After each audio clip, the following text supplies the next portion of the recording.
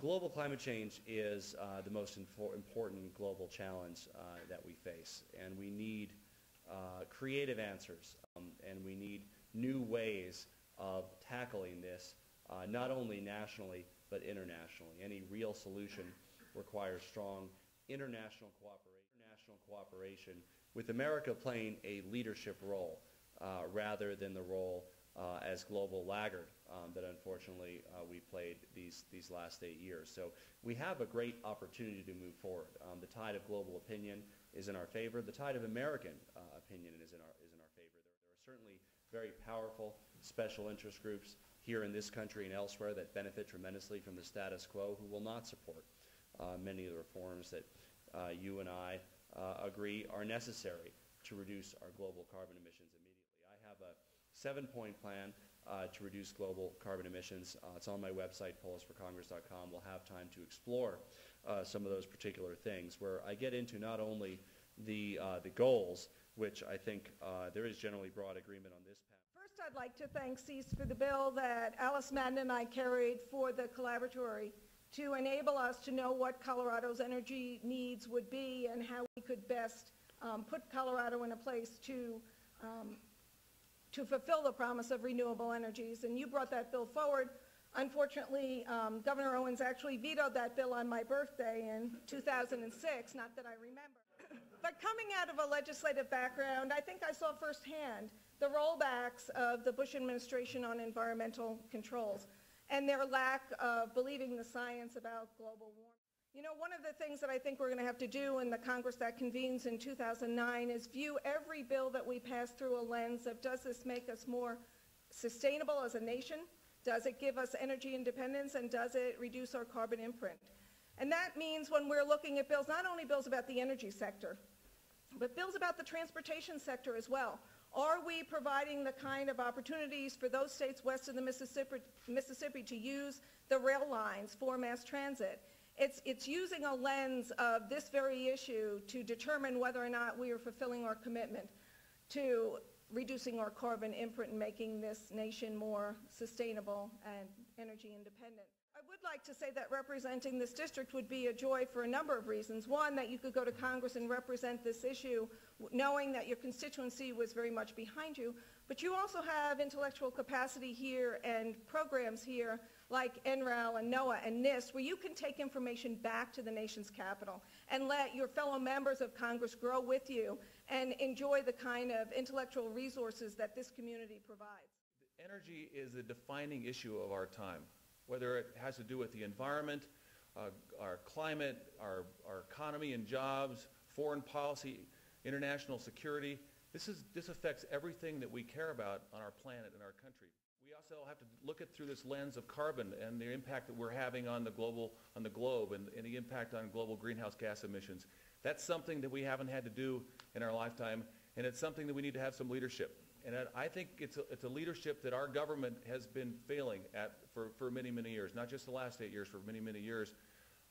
It's the kind of leadership that President Kennedy exercised when, in the early 60s, he said, let's put a man on the moon. And we marshaled our resources as a country. We had a focus and intensity that was like none other in our history.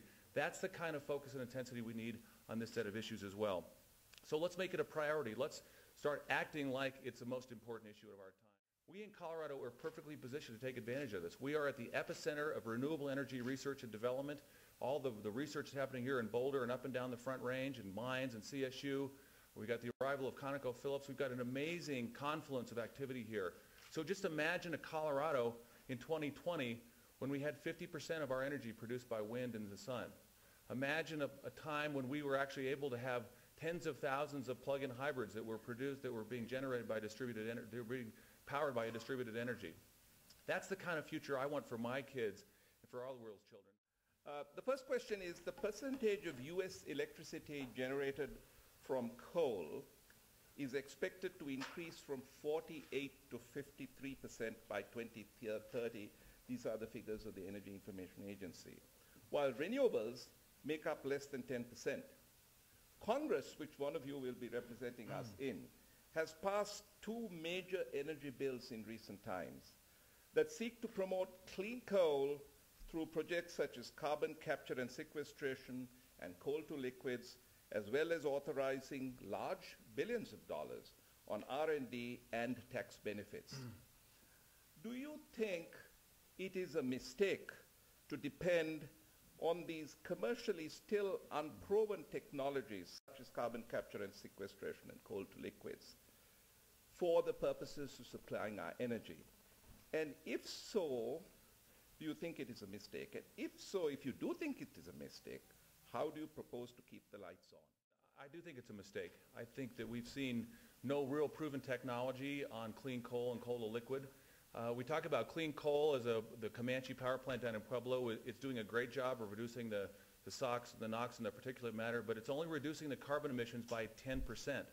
And so until there's a proven technology for real clean coal that's able to capture and sequester carbon, I would be opposed to any new coal-fired power plants in this country. I think the way that we actually solve this issue is to focus on the things that we can really do and do effectively, increasing efficiency in our energy use. Western Governors Association just had a report that was issued that said that if they did basic common sense approaches to increasing efficiency and also had a number of the basic technologies that are out there on the market right now, we could reduce our energy use by 20% in the West. And that would mean that we would not have to build 100 new power plants between now and 2030. We also have an ability to, in this state to generate 10 times the number of gigawatts that we need in terms of our peak load demand right now through wind and solar. The Governor's Office of Energy has talked about this last week. That is a potential that we ought to do everything we can to achieve through increased investments in renewable energy technology, as well as increasing the investment tax credit, so it applies not just to businesses that it does right now, but to individuals. So individuals can take advantage, as businesses can, of solar and wind technology, increasing efficiency in their homes. I mean, we're looking at our own home about replacing our boiler that's 20 or 30 years old. If there was a modest tax credit, we would probably do it tomorrow. But until there is, that kind of activity is not going to happen. I think that's a great role for the government to play, and clean coal is not the way to go. The little state of Colorado, 9 electoral votes, and I think of the great progress we made last year in making Colorado a vision for renewable energies. We did a lot of things that Will described. I myself carried the bill on demand-side management to get people to switch out old appliances and to use appliances that are more conservative on both gas and electric and water, as a matter of fact, because water is a resource in the West that is precious. Is something that's very badly needed, and we need to pursue as much R&D as we can. I don't think the science is there for coal to liquid. I just don't think it's a good science and one that produces a clean product. But on coal sequestration, on carbon sequestration, I mean, you've got to do the research on not only the science of that itself, but where you can sequester safely. And that means plotting out the United States and seeing where there are places that you could sequester that carbon. And actually, in some places, it might be useful for tertiary recovery of oil, meaning that we could get some improvements in the oil fields that are already there rather than having to go to new places and despoil some of our wild places, especially here in Colorado. I think the will and the fortitude to get this done is the most important thing that we can provide, and giving incentives to those people, the scientists and people in communities here, as we did through the ability to put together a fund so that people could bring technologies to market, is extremely important.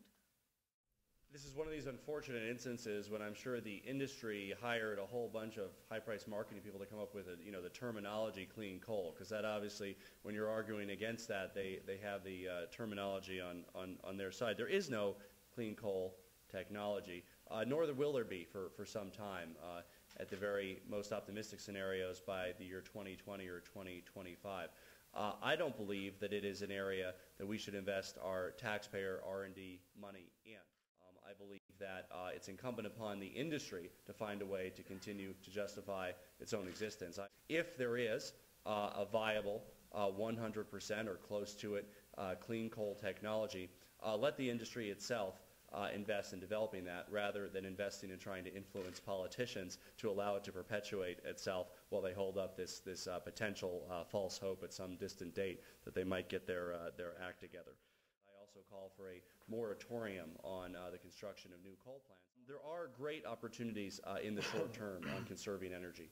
I believe that the key to that is incentivizing people to make the right consumer decisions. Specifically, I call for a fee-based approach across a wide variety of consumer products, which would essentially take a group of products, say refrigerators or cars, and have a surcharge if they are less, if they have more carbon emissions than the norm, if they're less energy efficient than the norm for their category.